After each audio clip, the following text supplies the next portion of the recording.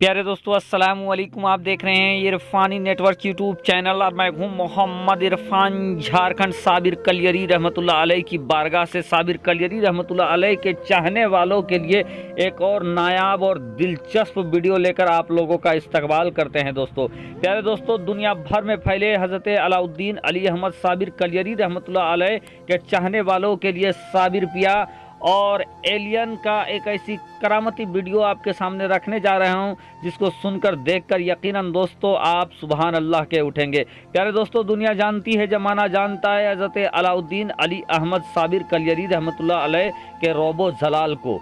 दुनिया जानती है हज़रत साबिर कलियरी रहमतुल्लाह अलैह के ज़िंदा करामत को। और आज भी दोस्तों साबिर पाक की बारगाह में करामतें ज़ुहूर में आती रहती है।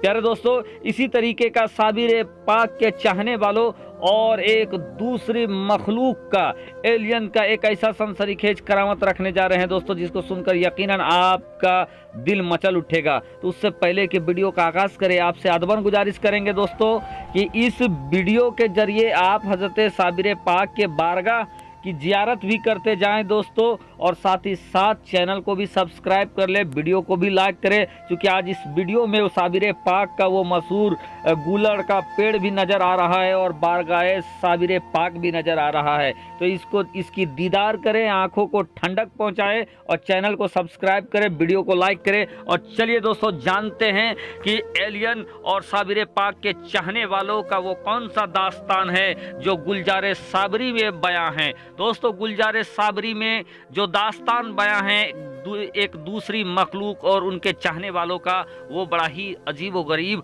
और शानदार है। दोस्तों दुनिया जमाना जानती है कि साबिर पाक के चाहने वालों में एक मशहूर नाम साहबुद्दीन कावी का है। उन्हीं साहबुद्दीन कावी बयान करते हैं कि एक बार वो और दूसरे लोगों के साथ हज़रत साबिर पाक की बारगाह में पहुंचे। उस वक्त के हालात कुछ और थे।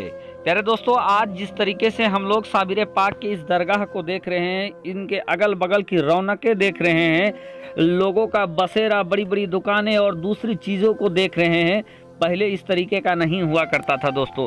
और ये जो वाक़या हुआ था उसी वक्त का हुआ था जब साबिर पाक का ये दरबार भी एक सुनसान जगह में मौजूद हुआ करता था, लेकिन बाद में लोग बसते गए और अब तो ऐसा मंजर हो गया है कि हर समय ये जगह गुलजार रहा करता है।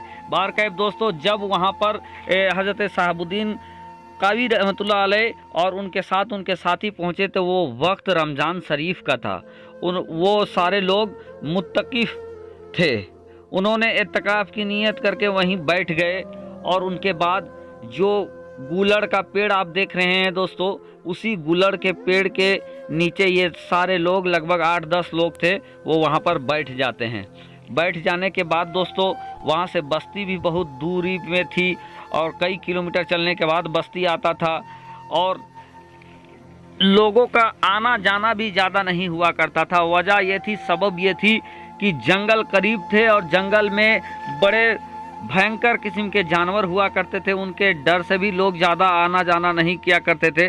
लेकिन ये सारे लोग यहाँ पर आते हैं और आने के बाद यहाँ इबादत में मशगूल हो जाते हैं।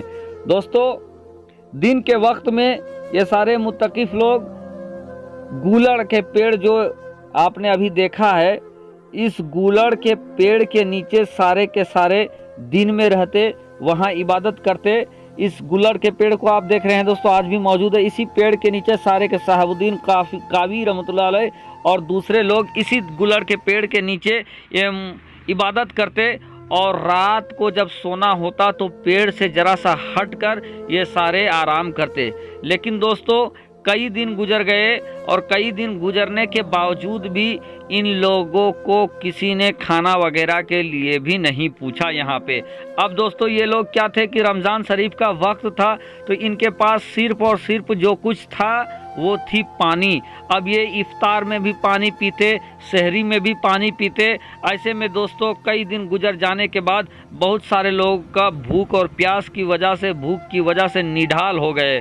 उनमें से कुछ ने अब ये कहना स्टार्ट कर दिया कि अब इस बयाबान के अंदर यहाँ पर कौन आएगा, क्या कोई दूसरी मखलूक हम लोगों के लिए खाना लेकर आएगी।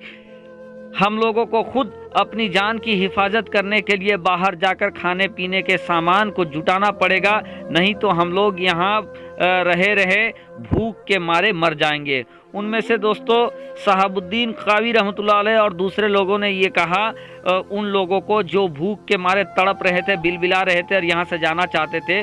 जब उन्होंने कहा कि क्या यहाँ पर कोई दूसरे मखलूक आएगा, तो उन्होंने कहा कि दूसरे मखलूक क्यों नहीं आ सकता है। मेरा रब, हम सब का रब अल्लाह तबारक व ताला आसमानों का मालिक है, पूरे जहान का मालिक है। अल्लाह चाहे तो कुछ भी कर सकता है।